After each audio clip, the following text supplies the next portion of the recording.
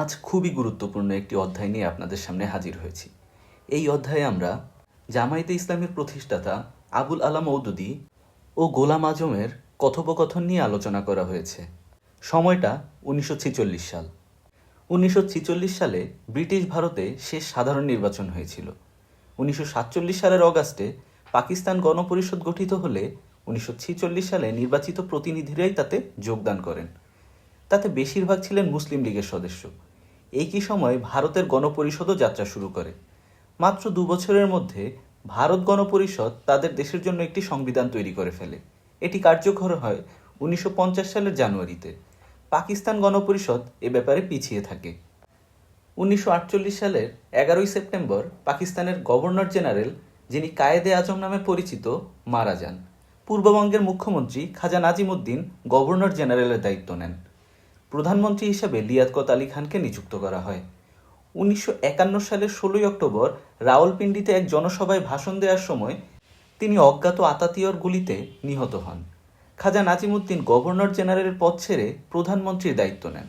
Governor general হন গোলাম মোহাম্মদ। নাজিমুদ্দিন ছিলেন গণপরিষদে মুসলিম লীগের সংসদীয় দলের নেতা। তখন একটি সংবিধান তৈরির কাজ চলছিল। নাজিমুদ্দিন ঘোষণা করেন 1954 সালের 25শে ডিসেম্বর কায়েদে আজমের জন্মদিনে জাতিকে ইসলামী সংবিধান উপহার দেয়া হবে। পাকিস্তানে গণতন্ত্র প্রতিষ্ঠিত হোক, এটা অনেকেই চাইতেন না। তাদের প্রতিভু ছিলেন গভর্নর জেনারেল গোলাম মোহাম্মদ। তিনি 1953 সালের 11 এপ্রিল নাজিমুদ্দিনের মন্ত্রিসভা ভেঙে দেন এবং প্রধানমন্ত্রী নাজিমুদ্দিনকে পদচ্যুত করেন। এই মন্ত্রিসভা ভেঙে দেওয়া প্রসঙ্গ ঠিক আগের চ্যাপ্টারে উল্লেখ করা হয়েছে। পাঞ্জাবের দাঙ্গার কারণ দেখিয়ে গোলাম মোহাম্মদ নাজিমুদ্দিনের মন্ত্রিসভা ভেঙে দিয়েছিলেন। গোলাম মোহাম্মদ 1953 সালের অক্টোবরে গণপরিষদ ভেঙে দেন, ফলে সংবিধান তৈরির প্রক্রিয়া বন্ধ হয়ে যায়। গণপরিষদের স্পিকার ছিলেন মৌলভী তমিজউদ্দিন খান। তিনি হাইকোর্টে গভর্নর জেনারেল আদেশের বিরুদ্ধে মামলা করেন। হাইকোর্ট গণপরিষদ ভেঙে দেওয়ার আদেশ অবৈধ ঘোষণা করে। সরকার তখন হাইকোর্টের রায়ের বিরুদ্ধে সুপ্রিম কোর্টে আপিল করে। সুপ্রিম কোর্টের রায়ে বলা হয়, প্রাদেশিক আইন পরিষদের সদস্যদের মধ্যে নতুন গণপরিষদ নির্বাচন করতে হবে। পাঞ্জাব, সিন্ধু, বেলুচিস্তান ও উত্তর পশ্চিম সীমান্ত প্রদেশের আইনসভার নির্বাচন ইতোমধ্যেও হয়ে গেছে। 1954 সালে পূর্ববঙ্গ আইন পরিষদের নির্বাচন হয়।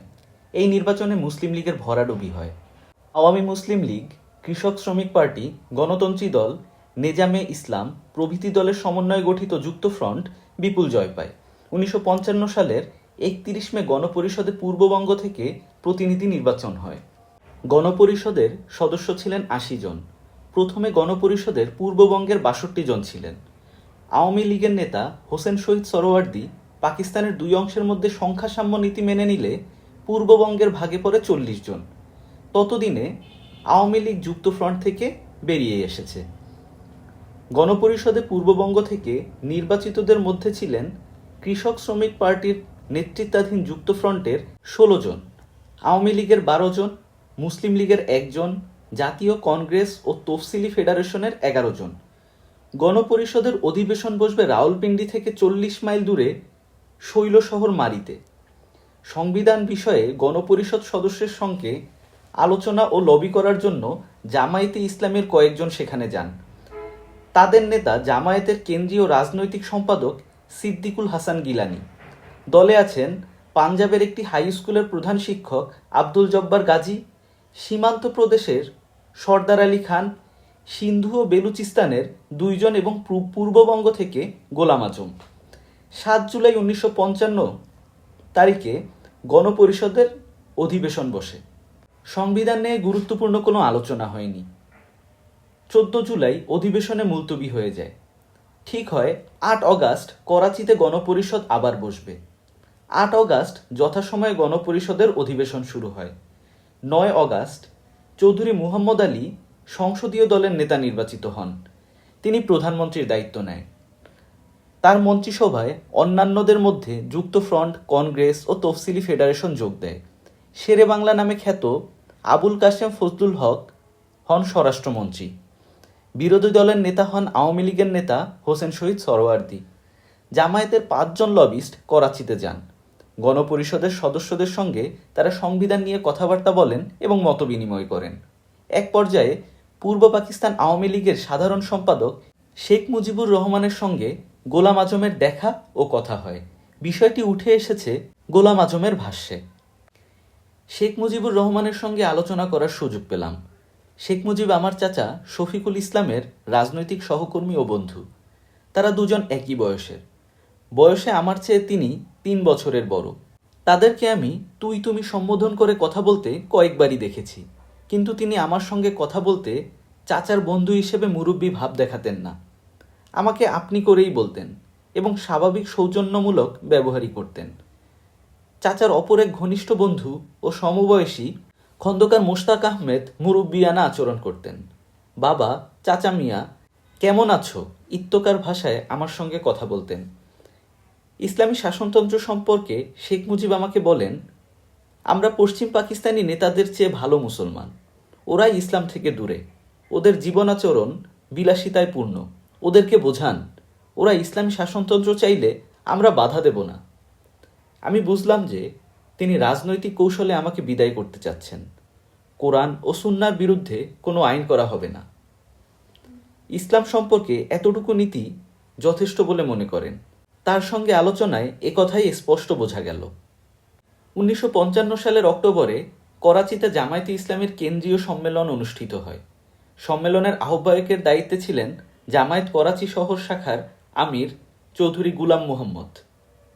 সেই সম্মেলনে পূর্ব পাকিস্তান থেকে প্রাদেশিক আমির চৌধুরী আলী আহমদ খান, সেক্রেটারি জেনারেল মাওলানা মুহাম্মদ আব্দুর রহিম, রাজশাহী বিভাগের আমির আসাদ গিলানি সহ কয়েকজন উর্দুভাষী রুকন যোগ দেন।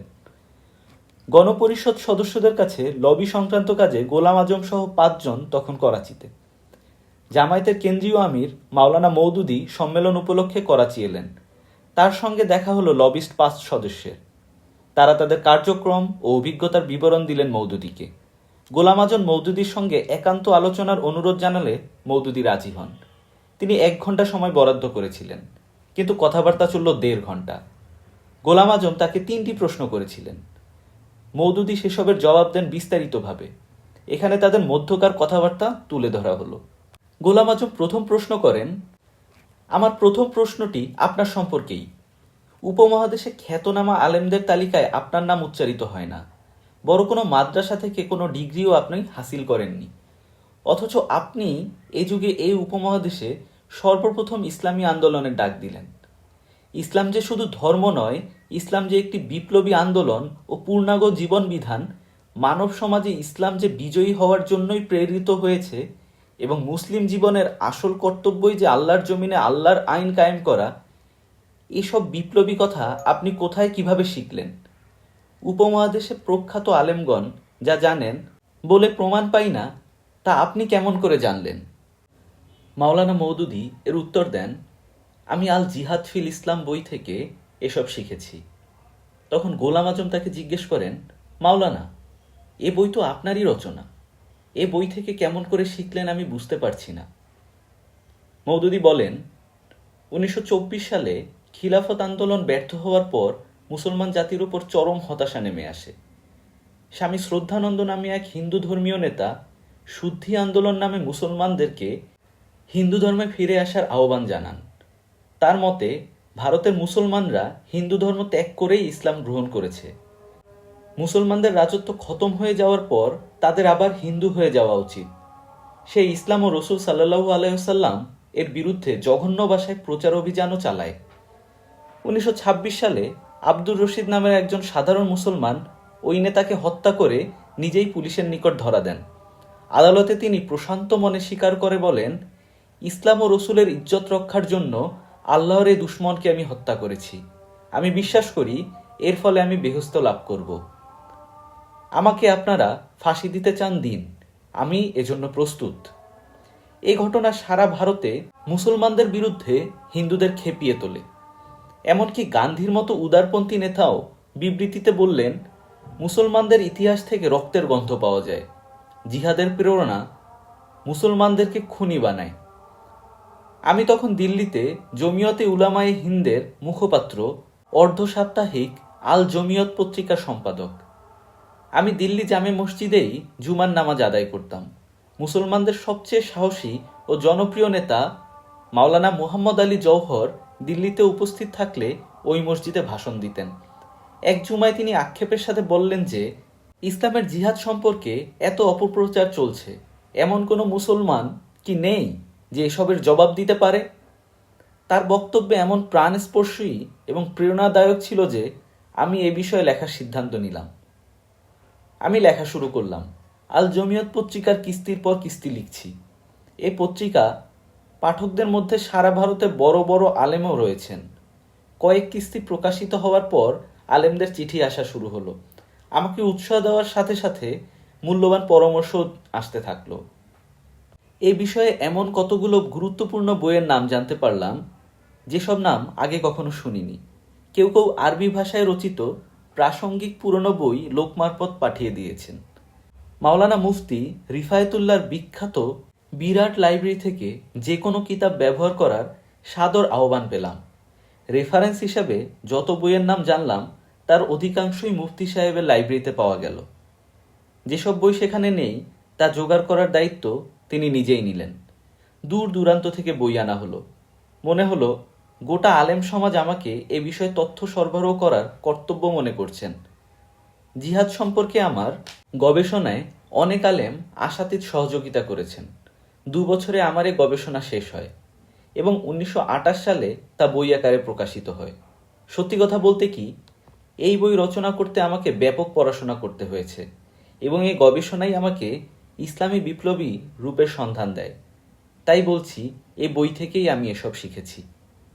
এরপর গোলাম আজম বলেন, আপনি আল জিহাদ ফিল ইসলাম এর এক স্থানে প্রথম মহাযুদ্ধের পরে ভিয়েনায় অনুষ্ঠিত ভার্সাই সন্ধির পর্যালোচনা করতে গিয়ে ভবিষ্যৎবাণী করেছেন যে আবার যদি বিশ্বযুদ্ধ হয় তাহলে তা শুরু হবে পোল্যান্ড থেকে। আপনার লেখার 12 বছর পর 1939 সালের 1 সেপ্টেম্বর সত্যি সত্যি পোল্যান্ড থেকে দ্বিতীয় বিশ্বযুদ্ধ শুরু হলো। আমার জানতে ইচ্ছে করে আপনার উপর ইলহাম অর্থাৎ অবগতি বা কোনো ইশারা হয় কিনা। মওদুদী বললেন, আমি জানি না ইলহাম হয় কিনা। তাছাড়া যার উপর ওহী নাজিল হয় তিনি জানতে পারেন কোনটা ওহী। কিন্তু কারো উপর ইলহাম হলেও তার পক্ষে নিশ্চিত হওয়া কঠিন যে তার জ্ঞানের কোন অংশটি ইলহাম।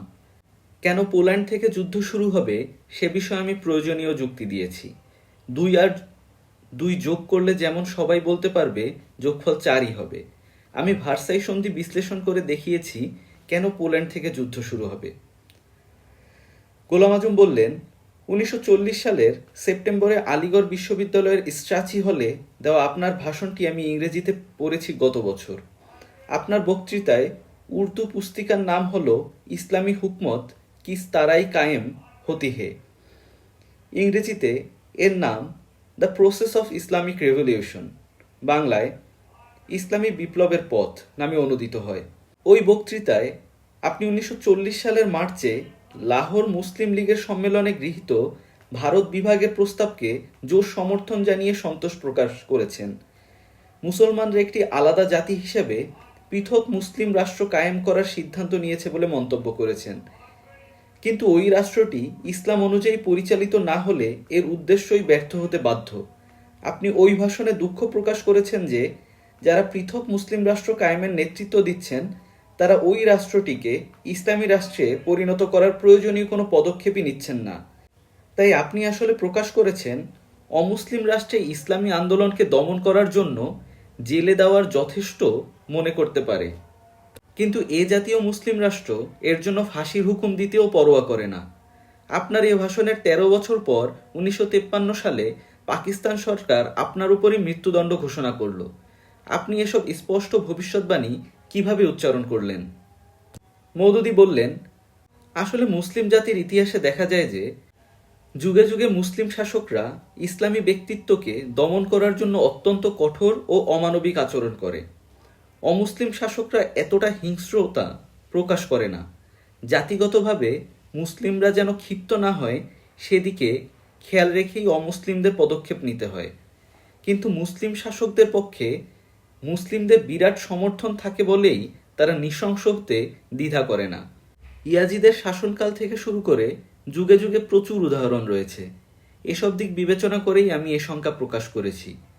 এ যুগেও দেখুন মুসলিম বিশ্বে কি হচ্ছে। মিশরে জামাল নাসের ইথওয়ানুল মুসলিমদের ইসলামী আন্দোলনকে দমন করার জন্য যে হিংস্রতা ও নৃশংসতার পরিচয় দিয়েছে, এমনটা কোনো অমুসলিম শাসক করবে না। পাকিস্তান, তুরস্ক, সিরিয়া, ইরাক ইত্যাদি রাষ্ট্রে মুসলিম নামধারী শাসকরা ইসলামী আন্দোলনকে নস্যাৎ করার জন্য যে দাপট দেখাচ্ছে, কোনো অমুসলিম শাসক এভাবে দেখায় না। ইতিহাসের অভিজ্ঞতা ও এই সময়ের মুসলিম বিশ্বের পরিস্থিতিকে সামনে রেখেই আমি ওই কথা বলেছিলাম। এখানে এই অধ্যায়ের সমাপ্তি হলো। এই অধ্যায় শেষে আমরা বলতে পারি, জামায়াতে ইসলামের প্রতিষ্ঠাতা আবুল আলা মওদুদী একজন ক্ষুরধার ইতিহাস বিশ্লেষক ছিলেন।